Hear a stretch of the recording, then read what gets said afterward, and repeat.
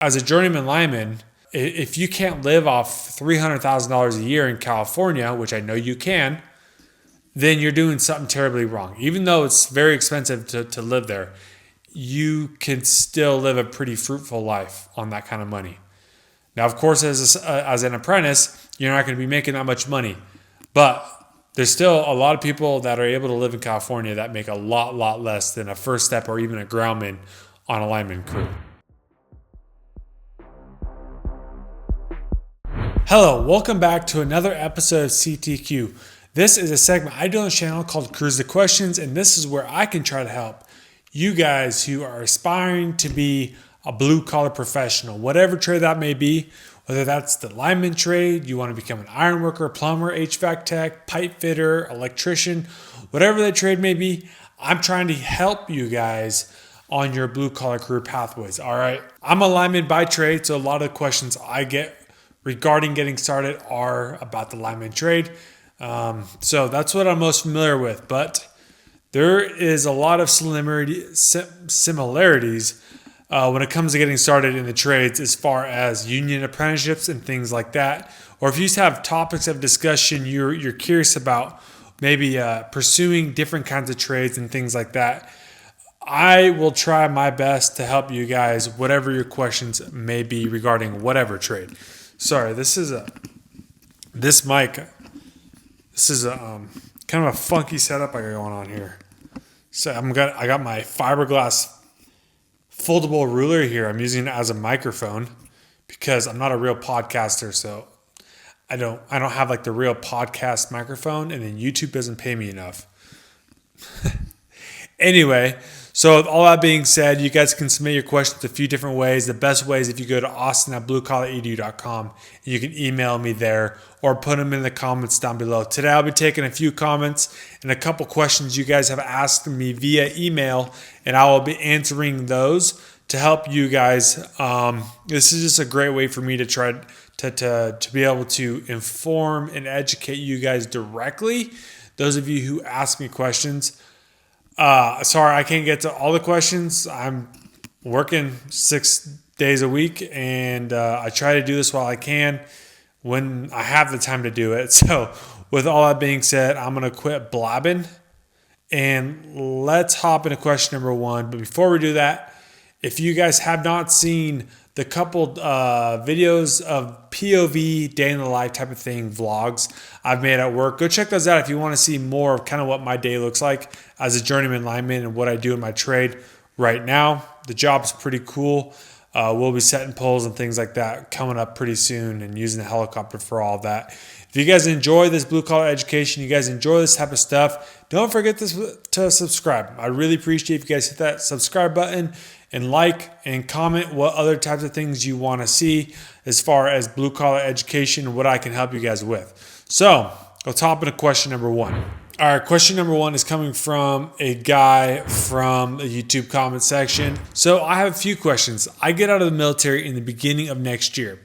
I plan on going back to my hometown in Kansas, where there is a community college that offers a lineman program that is, I think, 1 year long. I plan on getting my Class A CDL license before I get out. I have zero experience with any trade. If you're in my position, what would you do? I could use my GI Bill and go to school for that 1 year, or should I try to get an apprenticeship? I'm honestly not sure what my best choice is. Oh, I also saw a video about signing the books and being a groundman, but I'm still a little confused, but I've been watching a lot of your videos and they actually helped a lot. Thanks. So first off, Soda 8014, thank you for your service. Thank you for serving in the military. Second off, zero experience. Should you go to a lineman school or should you go to apprenticeship? I made a video about this previously. I'll have it linked up here in one of these corners or in the description below, where I actually go in depth talking about the difference between trade school and apprenticeship. They're not the same thing. Trade schools are typically that stepping stone for you to get started in a trade and hopefully get into an apprenticeship. Apprenticeship is on-the-job training, usually a 6, 7, 8,000 hour training program, on the job training. You'll have in-class learning, learning the books, learning the why, learning the in-depth details about your trade. So that's what the apprenticeship is for, and you're learning and you're getting paid obviously while learning and working for a signatory contractor through that union. We're talking about the lineman trade. The IBEW is apprenticeship that you would look for if you want to become a lineman. Now, what I suggest for those of you who are exiting the military and coming back into the civilian world, you will have that GI Bill, and I suggest you might as well use it. If you think you want to become a lineman and you're able to use that GI Bill to go to a lineman school and pay for it, I actually recommend you guys to do that. Why not? You've served, you've put in your however many years. Uncle Sam's going to pay for that for you. And I think, why not use it? The only thing I would recommend for you is, if you're going to go to this one community college, I would just try to make sure that you can try to get your CDL. I see you're saying you're going to get your CDL before you get out. I don't know if you're saying get my Class A CDL before I get out of the military or before getting out of lineman school. I don't know what you mean there. But regardless, that Class A CDL is going to be the most important thing you're going to need to get. But I do actually recommend check out the lineman school. A year-long lineman school is kind of long in my opinion, but that just means, I guess, they're gonna teach you a lot. But at the same time, that's what the apprenticeship is for. So I'm kind of 50-50 on, very 50-50 when it comes to lineman schools. But because Uncle Sam will pay for it, I think you should do it. And that way you'll actually get a feel for what you'll be getting into in the lineman trade. If this is actually something that you want to do with zero experience in any trade, it's not a bad idea for you to probably go into that school just to get familiar with the trade. Make sure you're not afraid of heights. Make sure that climbing a pole is something you're able to do. Make sure physically this is a job that you're able to do. That's not a bad idea. So I think you should check off lineman school and go ahead and do that. And then hopefully from there, I would recommend you look for an apprenticeship, an IBEW union apprenticeship. If you're looking to stay in Kansas, I think that'd be an ALBAT apprenticeship. And if you look up albat.org, you can go learn more about that apprenticeship. And then signing the books. Being a groundman, I'm still a little confused. So basically, and without going extremely in depth, I also made a video about this a few videos back. I'll try to link that as well for you guys, where I actually go down to the union hall and sign the out of work books. But as a groundman, this basically gives you the opportunity to go to the IBEW hall and you will sign a legit book that is going to place you on an out of work book. So when a contractor, a signatory contractor from the union who does work through the union hall needs a groundman, they will call the union hall and say, hey, we need 2 linemen with Class A CDLs and tankers, or not linemen, groundmen with tankers endorsements in a Class A CDL. And then the union hall will dispatch starting on book 1, number 1 on that book, and they will call down that book until a groundman accepts that job. First time signing the books, you're going to be signing book 3 or book 4, which is typically the lowest book at that union hall. So you're going to be at the very bottom of the list, but we all have to start somewhere, and that's just the way it is. Depending if there's a lot of work or whatever the case may be, or if you know somebody that can try to get you out, there's a few different ways, but at the end of the day, there is going to be a little bit of a waiting game if you want to sign the books. You could possibly sign the books and get called out pretty quickly. That happens all the time as well. But that's just a good way to get your foot in the door within the union. And if you start working as a groundman, you become a union member, a paying member, you'll get sworn in. And then that looks awesome too when it comes to applying for apprenticeships and doing your interviews. You can talk about that. You have already signed the books and you've already been working as a groundman, and that's great experience to have on your resume. So that's kind of what it is to sign the books to be a groundman is the whole reason to kind of get your foot in the door, start working, start getting experience, become a union member. And then that way, when you get into a lineman apprenticeship, you're more familiar with the trade. Granted, you already have went to a lineman school. You'll learn a lot of basics things about the trade in that school as well, especially if it's a year long. And then, so that's the kind of the insight I could probably give you. That's what I would recommend for you. All right, another question coming from another comment saying, okay, my question is what makes the trade, the lineman trade, worth it as in 2025, everything is like very expensive to live in California, all in things of that nature. Well, considering if you look at the pay scale in California for an IBEW journeyman lineman, it's like $72 an hour.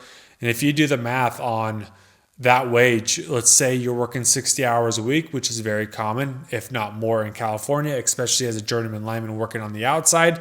72 hours and then all overtime is, or 72 hours, 60 hours and then all overtime is double time. So everything over 40 or everything over 8 in a day on a weekday is double time. So if you just quickly do the math, around $72 an hour times 40 hours in that week straight time is about $2,800. Then you can do the same math, 72 times 2, 144, because double time is your overtime's double time. Stay with me here. 72 times 2 is 144. 144 times 20, because you're getting 20 hours of overtime in the week on a 60-hour work week. That's another $2,800. So right there is almost $6,000. And then not to mention per diem. You'll most likely 100% be getting $50 a day minimum. Most places are going to give you $100 or $150. Let's say you're getting $100 a day per diem. Now, $600 a week in per diem at $100 a day, if you're working Monday through Saturday, 6/10s, that's almost $7,000 a week. And that's almost that's like $330,000 a year. So as a journeyman lineman, if you can't live off $300,000 a year in California, which I know you can, then you're doing something terribly wrong. Even though it's very expensive to live there, you can still live a pretty fruitful life on that kind of money. Now, of course, as an apprentice, you're not going to be making that much money. But there's still a lot of people that are able to live in California that make a lot less than a first step or even a groundman on a lineman crew. So I don't really want to hear it. There's a lot of money to be made in California. You live there, you just have to deal with it. You can either make $25 an hour doing whatever, or you can be in the lineman trade and make $72 an hour straight time and make $300,000 a year or more. It's up to you. So that's how you're able to make it. There's a lot of people that do it. It's expensive, but you also make more money to try to close that gap of inflation in that state. So it's definitely possible. All right, let's hop into another question. This guy says, I've been very interested in this trade. Seems like I would be good at it. I think I would love it. And the pay from what I hear is great. The only thing I don't like about the job is the traveling. I have a nice home and an awesome girlfriend. I don't want to constantly leave behind so much. So how much traveling would I actually have to do working for IBEW Local 702? Okay, well, if you're working for IBEW Local 702, that is one of the IBEWs in Illinois. I think there's four different locals in Illinois. So you'd have to apply through albat.org. If you go on there, you can go to the apprenticeship tab, you can go to apply tab, and you can go learn more about the apprenticeship there. But if you apply with that apprenticeship and if 702 opens up an apprenticeship through Albat and you apply for it, I don't really know. I don't really know anyone that stays in one spot. If you go apply for an outside construction lineman apprenticeship, you could be sent anywhere within the states in that jurisdiction. So I can't tell you, as much as I would love to tell you how much traveling you would actually be doing. I wish I could give you that answer, but I can't. I can't tell you. I can't confidently tell you how much traveling you will be doing as an apprentice lineman, even if you apply, or if you go sign the books for IBEW Local 702. there's a good chance you'll be staying within 702's jurisdiction, which I don't know what that jurisdiction looks like. I'd have to look at a map and see all that. But if you were to go sign the books and become a groundman through 702, now, yes, they're only going to dispatch work within their jurisdiction. Like I said, I don't know where that jurisdiction is and how far away that is from where you live, etc. And when you say traveling, are you saying traveling like traveling a couple hours away from home, or are you traveling states away? I can't tell you how much you're going to be traveling if you get into an outside lineman apprenticeship. If you want to stay at home, the best bet is to just to apply for your local utility.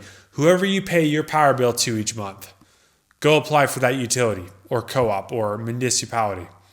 That way, you'll be home every night, or the nights that you're not working and getting called out.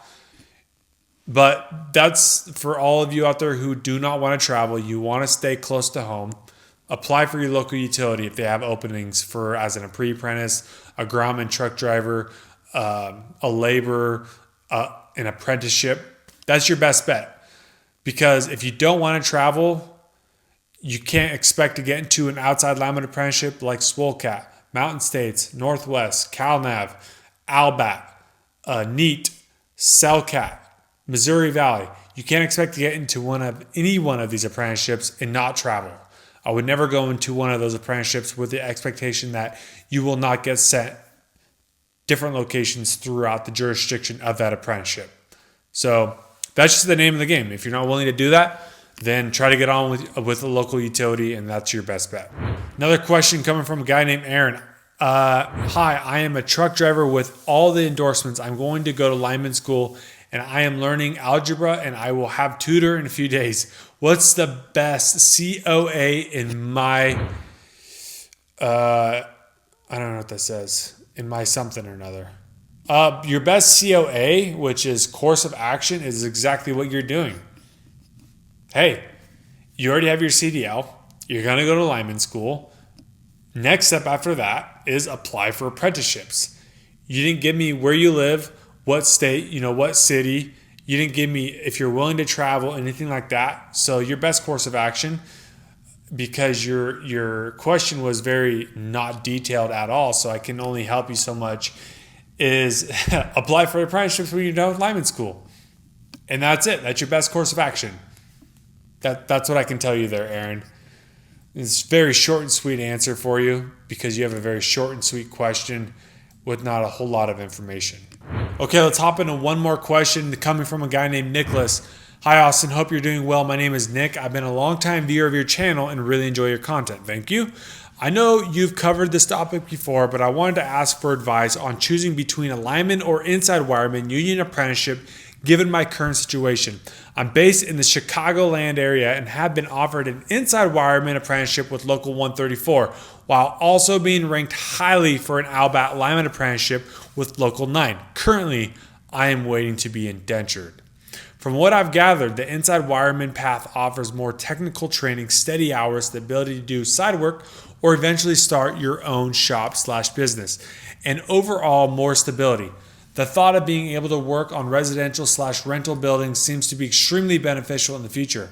The lineman route, on the other hand, seems to provide higher pay, more exciting work, and stronger job satisfaction, though with a riskier, more demanding lifestyle and less flexibility.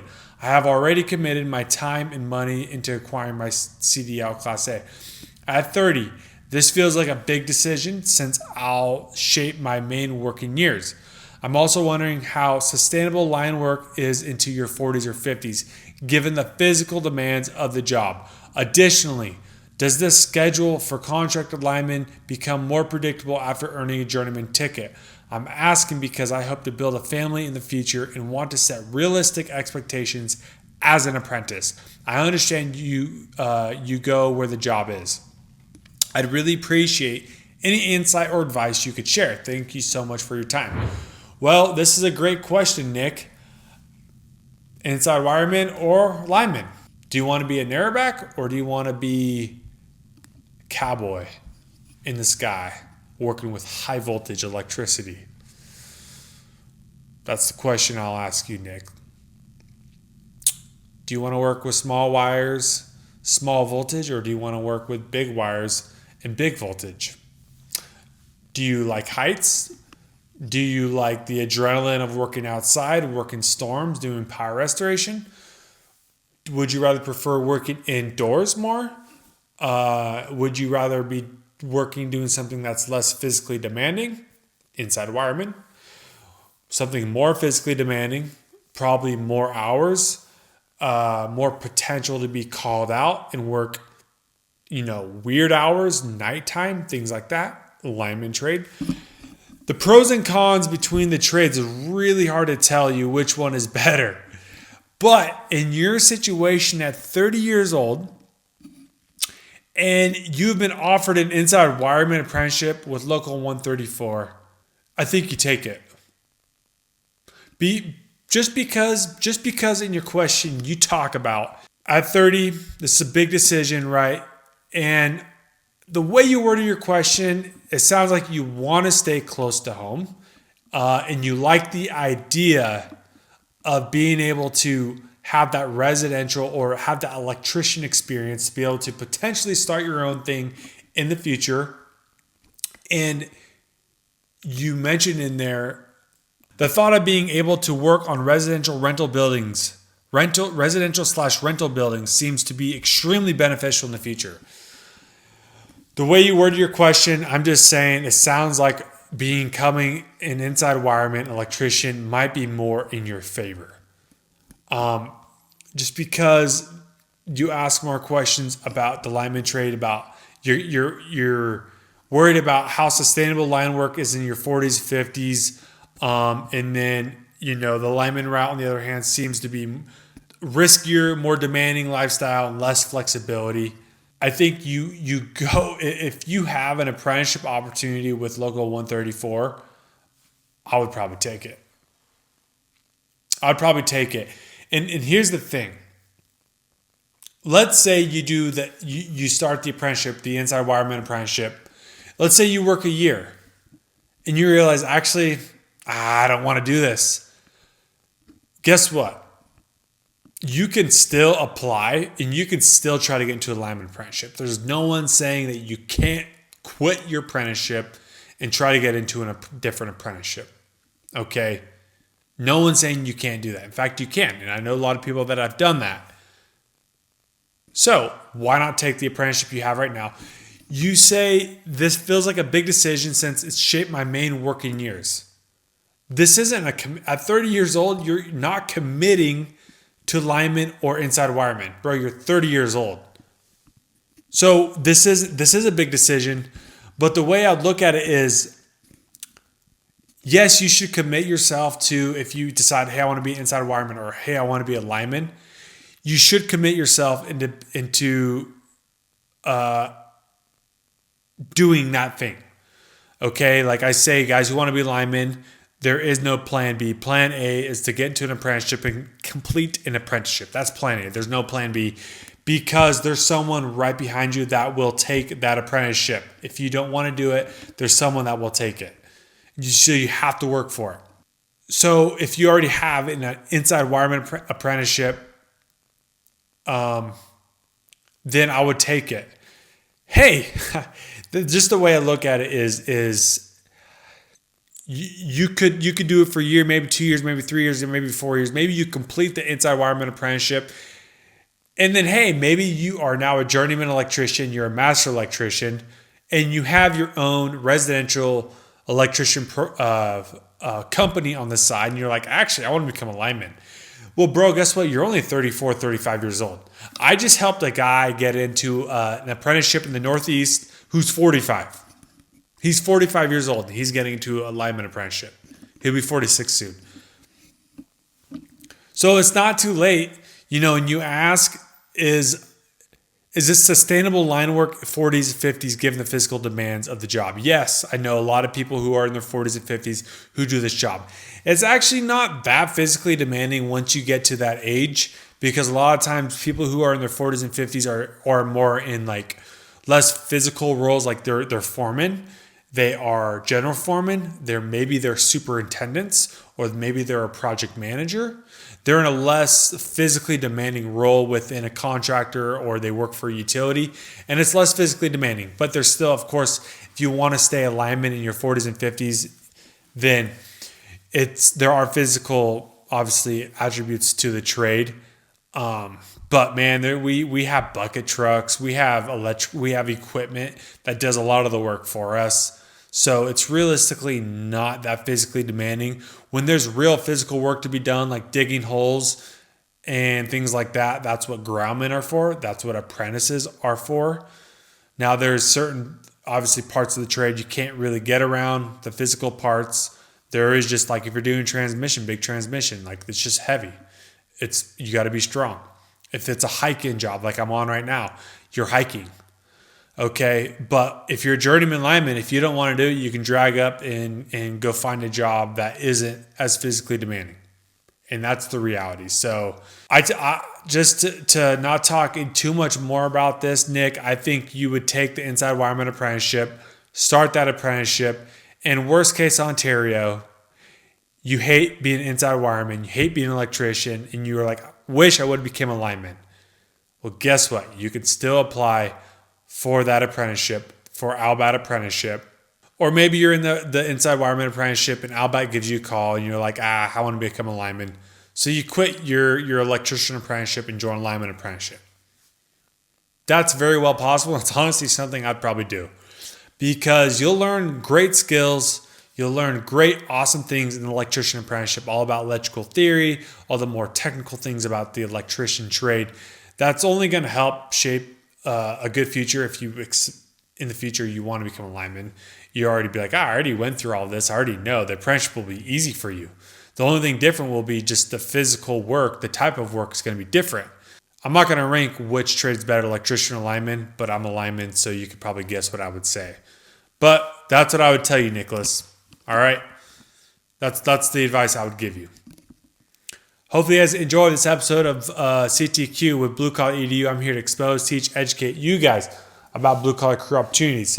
Don't forget to like, subscribe, comment what kind of videos you want to see. Check out the POV vlog type videos I had put a couple weeks back, last week, a couple of videos back.